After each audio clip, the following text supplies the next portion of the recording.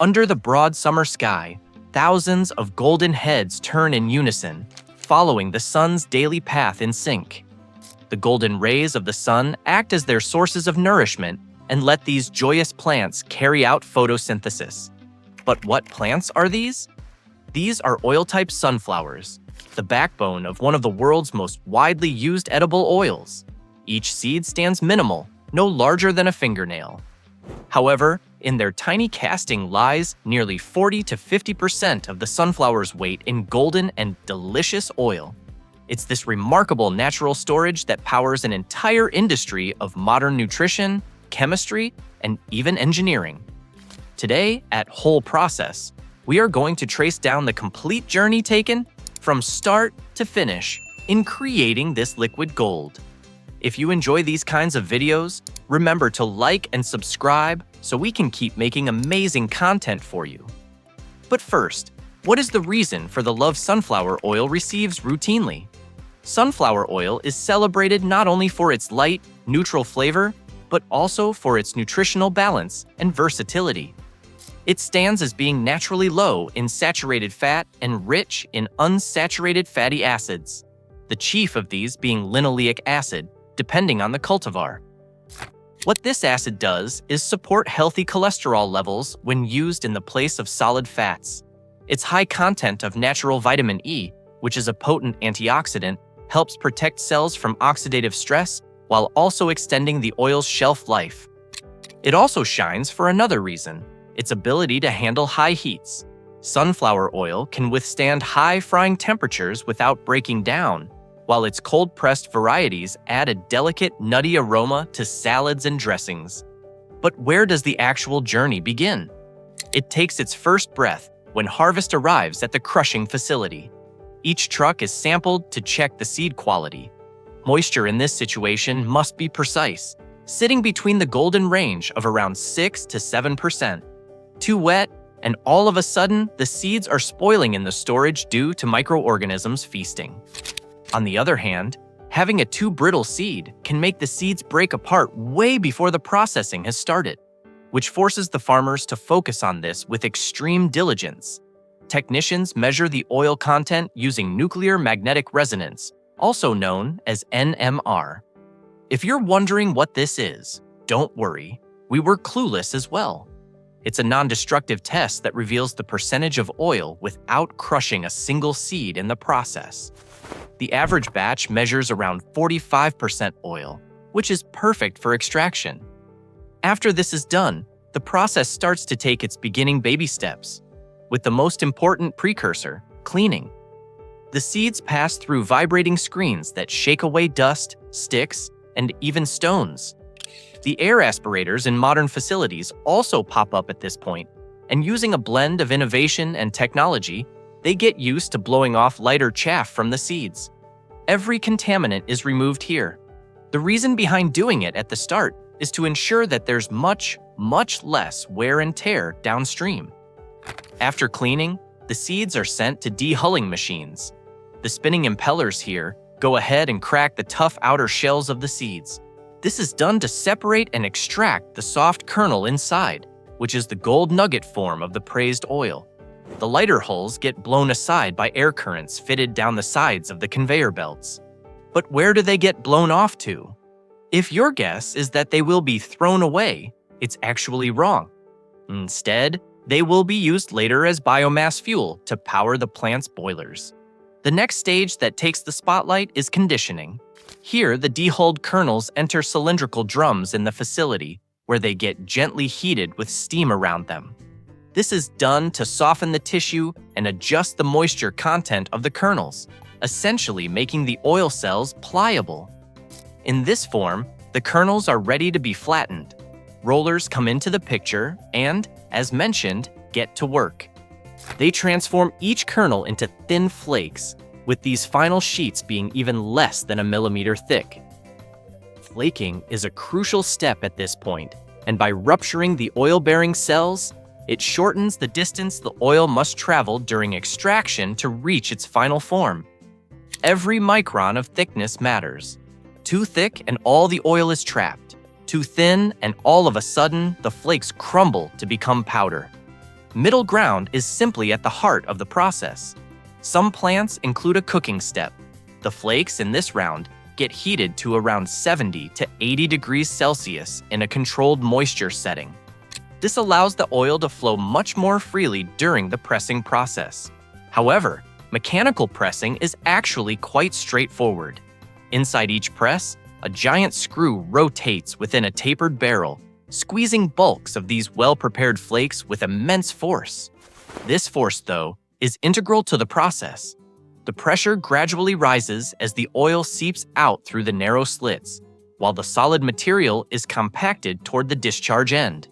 From 100 kilograms of sunflower seeds, the yield at this point shrinks to a small size of around 35 to 40 kilograms of crude oil. The rest of the mass gets turned into press cakes. These press cakes are still rich with oil, which is why we come back to them very soon. You might think the process is done at this point and that we've obtained the oil we were after. However, the fresh pressed oil that we have collected is actually not ready for commercial use. It carries a mix of fine seed particles, gums, and even trace moisture. So while it flows into vibrating screens and filter presses, the emerging oil is a cloudy amber liquid, crude sunflower oil.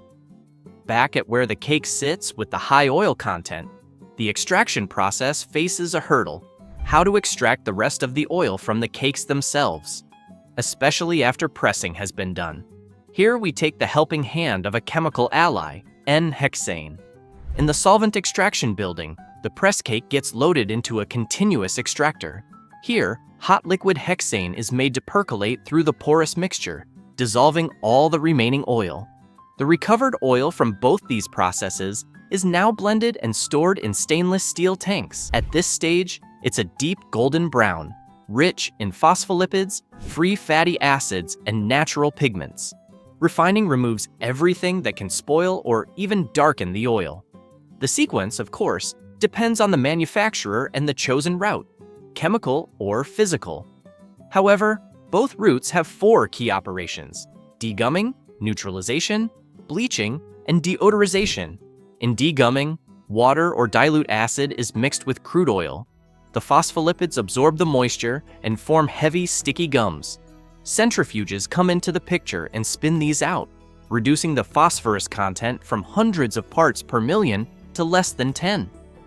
When the process follows the chemical route, the next step is neutralization. Caustic soda, sodium hydroxide, is carefully metered into the oil to react with free fatty acids. This forms a soap known as soap stock, which separates as a heavy layer. After centrifugation, this soap stock gets drawn off and treated separately. The oil is then washed with water and dried under vacuum. Chemical refining is straightforward, but consumes chemicals and water. For oils of very high quality, plants prefer physical refining, which voids the caustic step. But the truth is, whether chemical or physical, all refining lines converge at bleaching. Here, the oil is mixed with fine bleaching earths, clay minerals activated by acid treatment, sometimes combined with activated carbon. Under a gentle vacuum, the clay absorbs pigments, trace metals, and oxidation products. The slurry then flows to pressure filters, emerging pale yellow and sparkling clear, and the spent bleaching earth is collected for disposal. While almost at the last leg of the journey, some steps are still left undone. Sunflower oil naturally contains waxes derived from the seed coat. When filled, these waxes crystallize and make the oil appear cloudy. To ensure a clean bottle, even in cold kitchens, refiners go the extra mile and perform dewaxing. The oil here is cooled in jacketed tanks until fine crystals form, which are then filtered. What is left behind is a brilliantly clear yield of sunflower oil. Finally comes deodorization, the finishing touch. Inside a tall stainless steel column, live steam is bubbled through the hot oil at high temperatures, with near vacuum conditions of only a few tenths of a kilopascal. Volatile odor molecules and remaining free fatty acids then evaporate and are drawn away. This final distillation purifies the oil to near perfection, colorless, odorless, and even neutral in flavor. Throughout refining, technicians monitor key indicators. The free fatty acid content now reduced to below 0.05%, and much more. Only when each parameter meets the food-grade standards does the oil move forward in the process. The final, refined, and deodorized sunflower oil is also known industry-wide as RBD oil. This flows right through final polish filters and into the much-awaited bottling lines.